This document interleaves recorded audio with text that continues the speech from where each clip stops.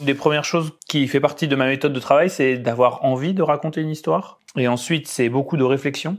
Et aussi beaucoup de réflexion autour des personnages. Ça, c'est très important en général pour moi, surtout pour les récits longs. Et à partir du moment où le projet est un peu plus concret, je vais faire un chemin de fer, c'est-à-dire que si je sais que j'ai un certain nombre de pages, je vais tracer un schéma de ça. Et à partir de là, il n'y a pas grand-chose de plus avant que je fasse ce que moi j'appelle un découpage, ce qu'on peut appeler un storyboard, quoi.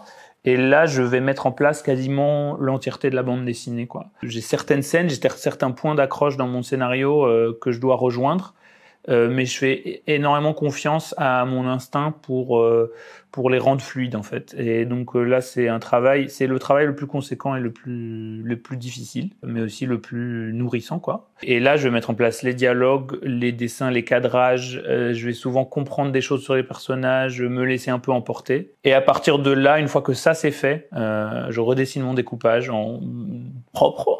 Et après, je fais un ancrage et ça passe à l'ordinateur. Des fois, je mets une couleur à l'ordi. Ou éditorialement, je réfléchis à des couleurs. Mais je fais rarement des couleurs. Je pense rarement aux couleurs pendant que je fais le récit. J'aime bien avoir des outils réduits. Et du coup, moi, je travaille sur papier. Je fais mes storyboards aussi sur papier. Comme ça, je peux les découper, les recoller. Et puis après, j'ai plusieurs techniques d'ancrage. En général, je fais pas mal d'ancrage au porte-mine.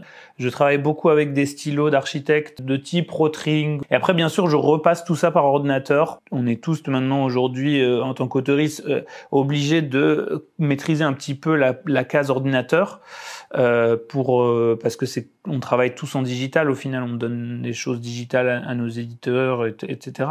Et aussi c'est important de dire que pour moi mon œuvre ce n'est pas les originaux, mais c'est les livres, et donc c'est important pour moi de maîtriser cet aspect-là qui est de à quoi ressemblent mes planches. Et quand je les donne à quelqu'un pour les éditer, j'ai quand même déjà une idée de ce à quoi ça devrait ressembler dans ma tête, quoi. Et donc j'ai besoin de maîtriser aussi cet aspect-là, quoi.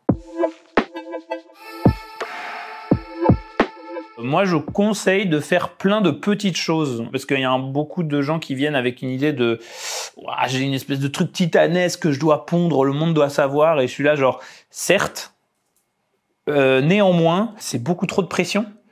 En fait, c'est bien de découvrir un peu qu'est-ce que c'est la bande dessinée parce que c'est très complexe et je pense que c'est très différent pour chaque personne un peu. La façon de bosser, c'est vraiment très perso pour chaque personne. Donc, il faut vraiment trouver sa façon de faire, et c'est aussi un médium extrêmement exigeant, extrêmement compliqué. Et du coup, l'une des meilleures façons, c'est de faire des petites choses pour qu'elles soient vite finies, qu'elles soient vite partageables. Et si on les aime plus après une semaine, c'est pas grave, elles sont finies. Et on peut se voir apprendre beaucoup plus, alors que des projets infinis comme ça, c'est l'ADN pour les commencer. Une fois qu'on a fini la 10e planche, on n'aime plus la première, alors on recommence tout et on les traîne pendant des années et des années. Et moi je dis ça et je suis en train de faire une trilogie, donc voilà. Il n'y a pas de règle en vrai, mais je donnerai quand même ce conseil, plein de petites choses par-ci par-là, pour découvrir un peu qu'est-ce qui les lie et qu'est-ce qu'on aime là-dedans, quoi.